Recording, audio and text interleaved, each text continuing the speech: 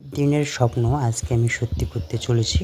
সেটা হচ্ছে আমাদের যে জগদীশপুরের মাঠ, সেই মাঠটি আমি আপনাদেরকে পরিদর্শন করে দেখাবো। আমি বাড়ি থেকে বেরিয়ে পড়লাম মাঠের উদ্দেশ্যে। আর এটা হচ্ছে আমাদের খলা, খলাতে একটা আম গাছ। আর এটা হচ্ছে খড়ের পালা, আমাদের খড়ের পালা দেখতে পাচ্ছেন।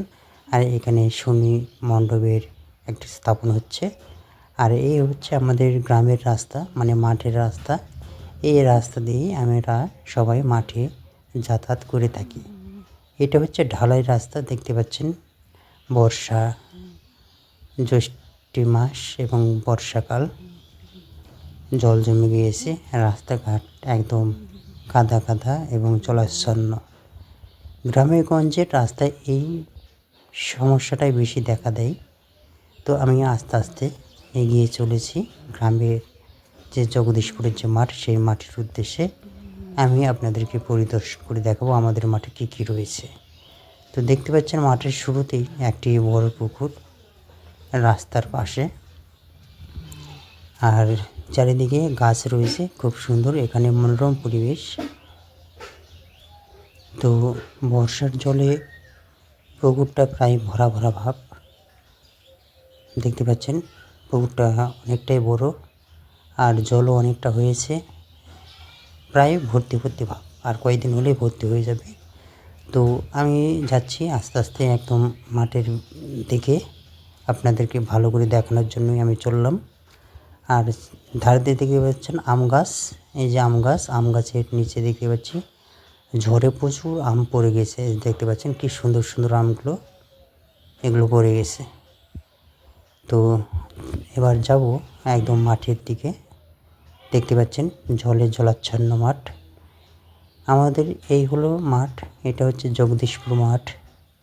অনেকটাই বড়, অনেকটাই বড় মানে বিশাল বড়। এইরকম মাঠ আমি এর আগেও কোথাও দেখিনি, শুধুমাত্র আমাদের এখানেই এত বড় মাঠ। আর ওই পাশটা দেখতে পাচ্ছেন, এগুলো হচ্ছে ভিটা মাটি। আর এইটা হচ্ছে ফরেস্টের গাছ। আর দেখতে পাচ্ছেন আমি আস্তে আস্তে যাচ্ছি আমাদের যে ভিটা মাটি। আর এই যে দেখতে পাচ্ছেন এগুলো পাটের জমি, একদম জলে ডুবো ডুবো অবস্থা। আর এগুলো হচ্ছে ধান ক্ষেত, ধানও প্রায় পাকছে অনেকটাই, পুরোপুরি এখনও পাকেনি, পাকবে আর কয়েকদিন পর। দেখতে পাচ্ছেন বিশাল বড় মাঠ। এই মাঠে আমাদের জমি রয়েছে, আমরা ধান লাগাইছি এবার, আর পাটও লাগাইছি। কিন্তু যে মানে জল বেশি হচ্ছে, পাট হওয়ার সম্ভাবনা খুবই কম। আর আমি মাঠে বেরিয়ে পড়েছি একটা গেঞ্জি এবং গামছা পরে আপনাদেরকে দেখানোর জন্য। তো দেখতে পাচ্ছেন আমি আস্তে আস্তে যাচ্ছি। আর এই হচ্ছে আমাদের ভিটা মাটি। এই ভিটাতেই আমরা বিশেষ করে শাক সবজি বিভিন্ন রকম আবাদ করে থাকি। দেখুন কতটা বড় আমাদের এই ভিটা মাটি। এই যে দেখতে পাচ্ছেন দূরে, এখানে ঝালের আবাদ করা হয়েছে, ঝাল এবং বেগুন।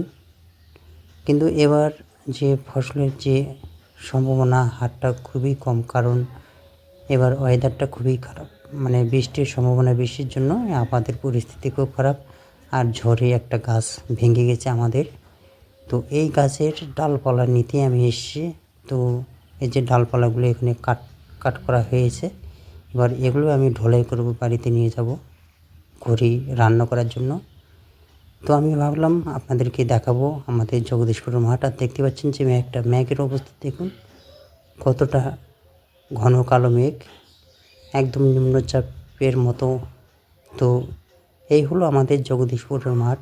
আমার অনেক দিনের স্বপ্ন ছিল আপনাদেরকে আমি দেখাবো, মানে পরিদর্শন করে দেখাবো যে আমাদের জগদীশপুরের মাঠ কতটা বড় এবং কী কী আবাদ হয়। এই মাঠে বিশেষ করে ধানটাই বেশি আবাদ করে, ধান, পাট আর ভিটা মাটিতে শাকসবজি।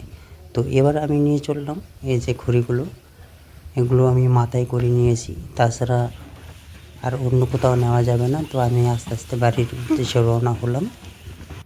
তো ভিডিও যদি আপনাদেরকে ভালো লেগে থাকে, অবশ্যই ভিডিওতে লাইক কমেন্ট শেয়ার করবেন, পাশে থাকবেন। সবাই ভালো থাকবেন।